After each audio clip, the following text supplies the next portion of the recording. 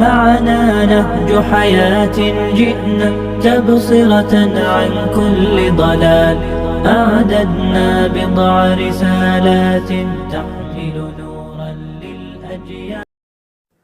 په دې ټوله شپږ څلوېښت اسلامي ملکونه دي، شپږ څلوېښت. ته نن ورته پر دا یوه کونج فلسطین باندې څه حال ده، خو تاسې په فیسبوک کې وینئ. هیچا کې دا جرأت نشته چې دی ووایي چې دا انسانیت نه ده. دا جرأت په چا کې نشته، هېڅوک غږ نشي کولی. دا هغه کافران دي. کتابو کې واقعه راځي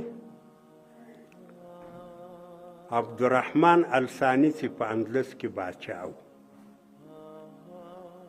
د انګریزانو یو څوک په حیاتي باندې راغی، له ده سره چې یې څه خبرې وکړې، بیا د چا ټول چاپلانۍ کوټې ته بوځئ چې څه ارام وکړي.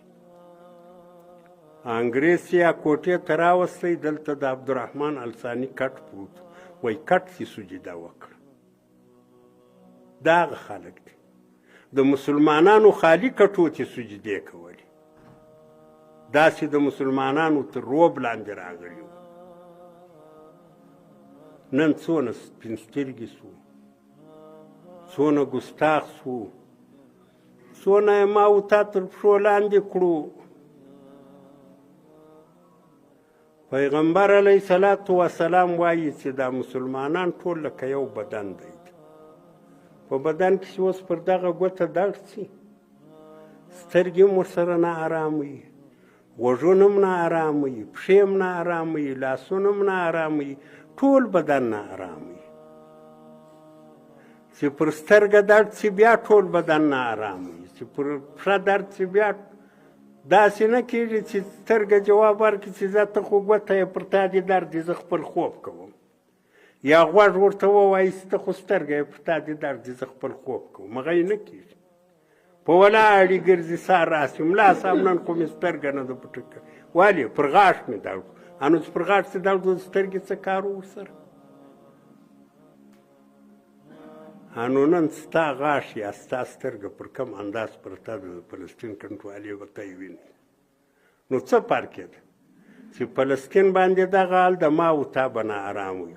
دا 40 کاله چې دا زما و ستا پر ملک باندې کمې دربدرۍ تېرې شوې، خو ټوله دنیا به نه ارام وه.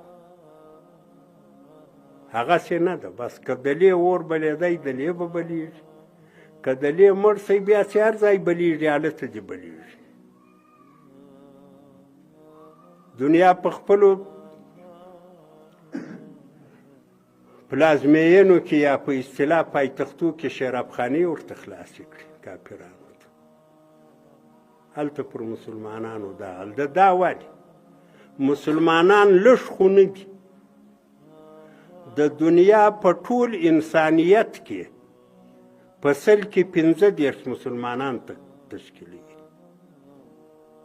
یعنی دنیا چې اوس ټوله دا ټول انسانان 3 ځایه کې 3 حصه مسلمانان دي. دا نور نو هندوان وو، چینایان وو، روسان وو، انګریزان وو، یهود وو، فلان. دا ټول 2 حصې دي، 3 مسلمانان دي. نو لږ خو نه دي. او د دې خطې پر هغه زرخیزه مځکه باندې مسلمانان پراته دي. 3 اقلیم، 4 اقلیم، د 5 اقلیم لږ حصه. دا د دنیا د دې مځکې د جغرافیه هغه زرخیزه حصه ده، پر دې مسلمانانو قبضه کړې ده. د مسلمانانو زراعت ته راسه، د مسلمانانو میوو ته راسه، د مسلمانانو تیلو ته راسه، د مسلمانانو معدنو کانو ته راسه. د څه شي کمی ده؟ مګر موږ ته مشکلات څونه پیښ دي. داسې مشکلات راته پیښ دي چې اوس نو له هغه مشکلاتو څخه سړی وغږېږي نو په هر مجلس کې خوب کېږي نه. دونه مشکلات راته پیښ دي. زما او ستا کور یو کور دننه، یو کور د دنیا د یهودو و نسواراو له شیطانته خالي نه ده. ما او تا اوس هم داسې نه یو چې اوس اوس خو لا بیا هم الحمدلله افغانستان خو په یو اندازه باندې خو بیا هم پرمختګ راغی او هغه په څونه وینو باندې راغی، څونه قربانۍ دې ملک ورکړي، څونه دربدرۍ تېرې شوې، څونه وامونه تېر شو. ژوندی سړی به په کاریز ننوتی، شپه به په کاریز کې تېروله، کورو کې د خلکو څه د دې 20 کاله قربانیو نو نسبتا بیا ملت یو څه ساه واخیسته، یو څه. کنې اوس هم دسیسې داسې دي، یو کور له دسیسو خلاص نه ده، له شیطانته خلاص نه ده، له مشکلاتو را پیدا کېدو خلاص نه ده. موږ خو سادهګان یو، زیاتې موږ وایي بالا ګلې ګلزار سیڅې کوو، هغه دغه یې ناست نه دي، هغه عینې د شیطان زامن دي. شیطان په ډېره ګستاخي د الله په حضور کې لوړه وکړه چې له مخه به ورته راځم، له شا به ورته راځم، له څنګه به ورته راځم، له پښې به ورته راځم، تر څو چې دوزخ ته مې رسولی نه کړم. په داسې ګستاخي یې لوړه وکړه. دا ټول د شیطان زامن دي. که شیطان چې نه ستړی کېږي، دا کافران هم نه ستړي کېږي، ستړیا نه لري. موږ مسلمانان بیا سادهګان یو او دا سادهګي م په دې وجه ده له دې قرآن سره زموږ تعلق نشته. دې قرآن کې سخته ډېر ځایونه دا مسله راغلې ده چې له یهودو نسواراو سره دوستي مه کوئ.